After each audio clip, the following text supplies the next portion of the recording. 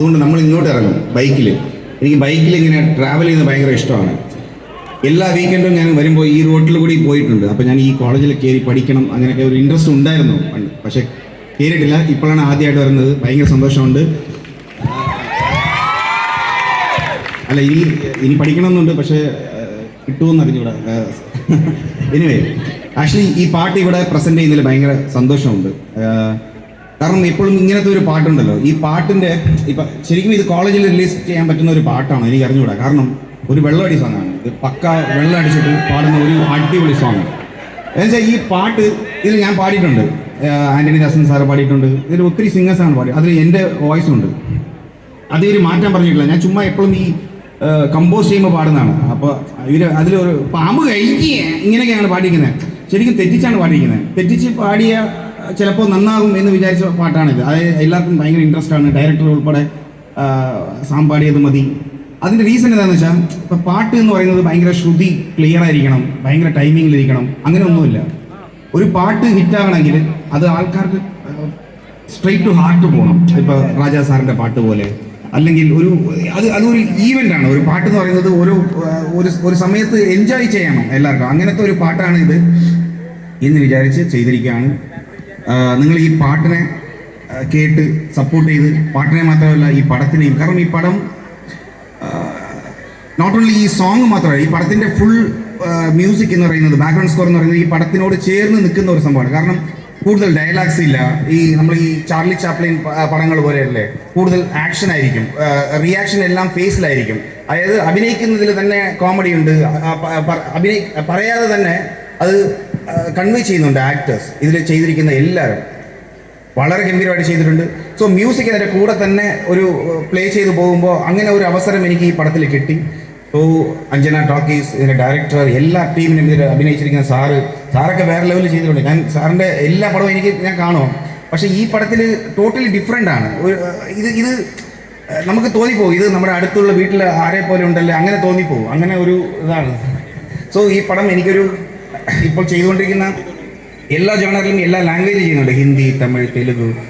പക്ഷേ ഇതൊരു different kind of മൂവിയാണ് എൻ്റെ ഒരു കരിയറിൽ. സോ ഇത് ഞാൻ ഒത്തിരി എക്സ്പെക്റ്റ് ചെയ്യുന്നു. ഈ പടം നന്നായിട്ട് വരും എന്ന്. നിങ്ങളുടെ ഒരു സപ്പോർട്ടും എല്ലാം വേണം ഈ പടത്തിന്. സോ ഈ പാട്ട് കസകസ, ഈ കസകസയ്ക്ക് എന്താണ് മീനിങ് എന്നോട് ചോദിക്കരുത് ആരും, കാരണം അതിന് മീനിങ് ഇല്ല. കാരണം ഇത് കമ്പോസ് ചെയ്യുമ്പോൾ ചുമ്മാ നമ്മൾ ഇങ്ങനെ കസ കസ കസ കാ കാ കാ കാ കാ കസ കസ കസ കാ കാ ഇങ്ങനെ ചുമ്മാ പാടി കാറിൽ പോകുമ്പോൾ. പക്ഷേ ഇത് ട്യൂണാക്കാം എന്ന് വിചാരിച്ച് ചെയ്തതാണ്. പക്ഷേ ഇതിന് റീപ്ലേസ് വേർഡ്സ് എന്തെങ്കിലും ഇട്ടായത് എങ്ങനെയായിരിക്കും എനിക്ക് അറിഞ്ഞുകൂടാ. പക്ഷേ നമ്മുടെ ലിറിക് റൈറ്റർ അവരുടെ അടുത്ത് പറഞ്ഞപ്പോൾ ശരി ഓക്കെ, അപ്പോൾ ഇത് മാത്രം ഇങ്ങനെ കീപ്പ് ചെയ്യാം. കാരണം ഇപ്പം നമുക്ക് ഫീൽ കിട്ടിയാൽ മതി, ലിറിക്ക് ഇല്ലെങ്കിൽ പ്രശ്നമില്ല, അങ്ങനെ തോന്നി. പിന്നെ അതിന് ബാക്കിയുള്ള വരികളെല്ലാം അവർ നല്ല രീതിയിൽ തന്നെ എഴുതിയിട്ടുണ്ട്. സോ ഈ പാട്ട് ഇവിടെ പ്രസൻറ്റ് ചെയ്തത് എനിക്ക് വളരെ സന്തോഷമുണ്ട്. ഒരിക്കൽ കൂടി ഇവിടെ പഠിക്കാൻ ചാൻസ് കിട്ടിയാൽ ഞാൻ വരും, അത്രേ ഉള്ളൂ. നമസ്കാരം മഹാരാജാസ്.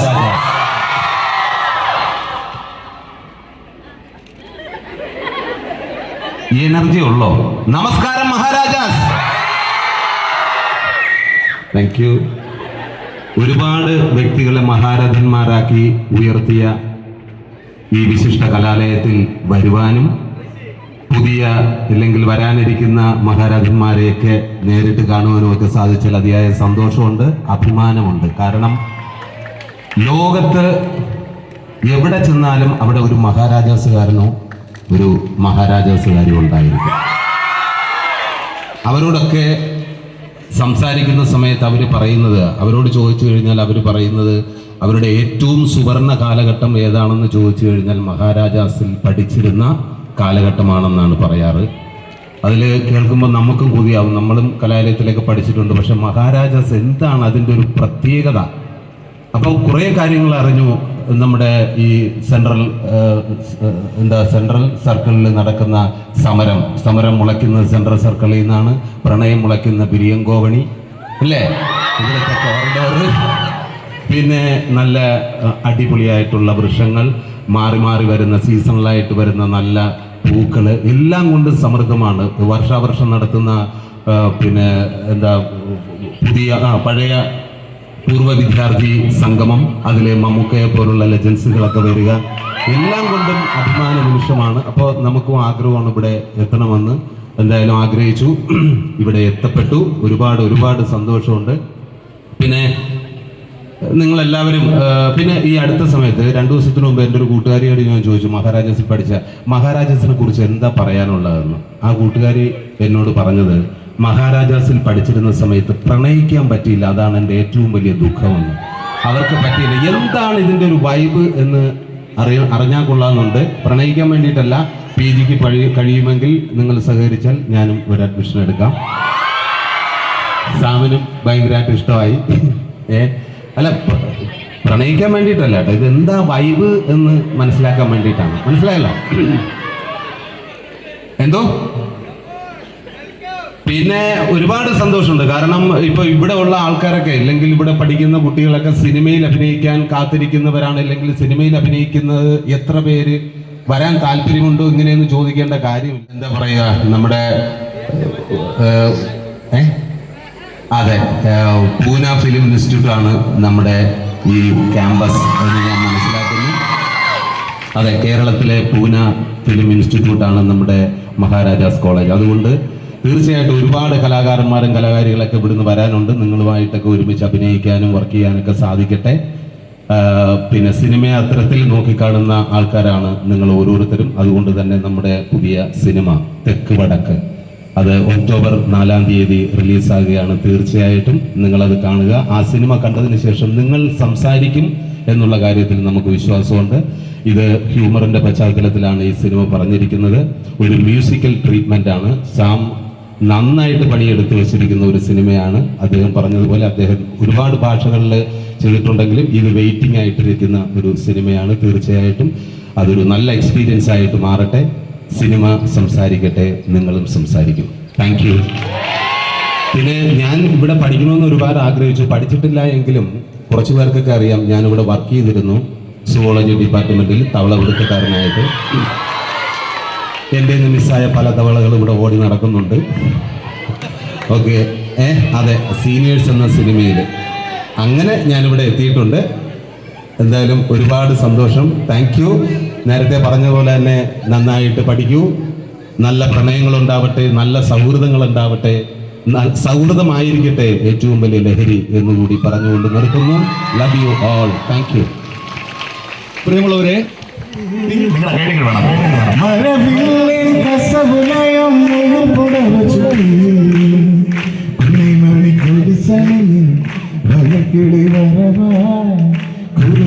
പടപ്പിനുള്ളിൽ കുളിമൊഴിയൊഴുകി ഏഴായി പൊങ്കവിളി സിംഗിനാണം കരളിൽ കാൽവരലിൽ ചെമ്പകപ്പൂമഴ അഴകാലില മഞ്ഞ ചരടില് പൂത്താല് മഴവില്ലിൻ കസവുലയും മുകിൽ പുടവ ചുറ്റി എൻ്റെ സിനിമയിൽ നിങ്ങളെ കൊണ്ട് പാടിപ്പിച്ചിരിക്കും എന്ന് പറഞ്ഞു. ഈശ്വരന്റെ അനുഗ്രഹം കൊണ്ട് സംഭവിച്ചു.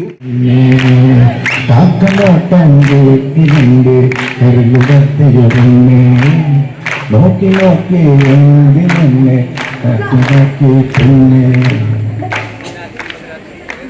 അടിപൊളി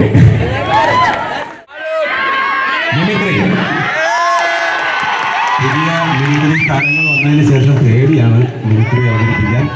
എന്നാലും ഏതാ വേണ്ടത്? ലാലേട്ടൻ? ഇല്ല, വിനായകന്റെ സ്വന്തം അറിയില്ല.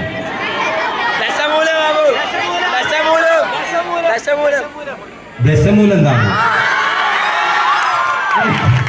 ശിവനെ.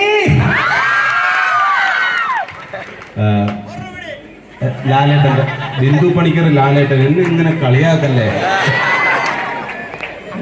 ഓക്കെ, ഞാൻ ലാലേട്ടന്റെ കുറച്ച്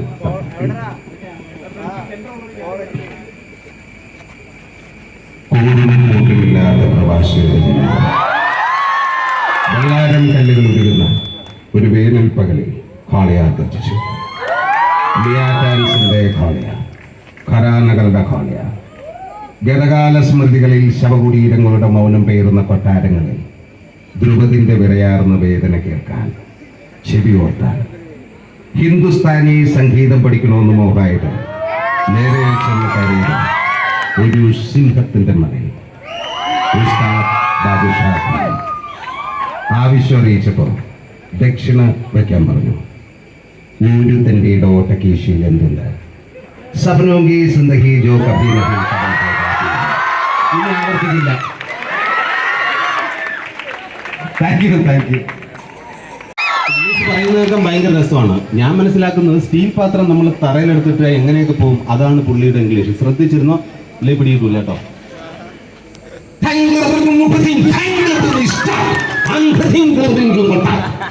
അതാവണം അപ്പോൾ. Thank you.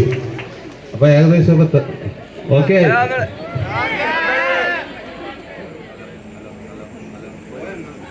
ഫുൾ ഓഫായി. അല്ല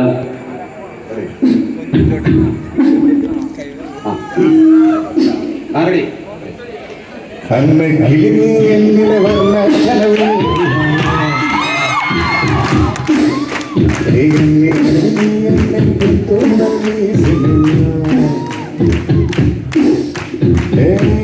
കടവത്തേകം കിളിക്കൊണ്ടു കള്ളിക്കൊയിലാകെ ബാബേ തുള്ളിത്തിരനുള്ള പിള്ളാരനാകു മണ്ണ മരുളാനായി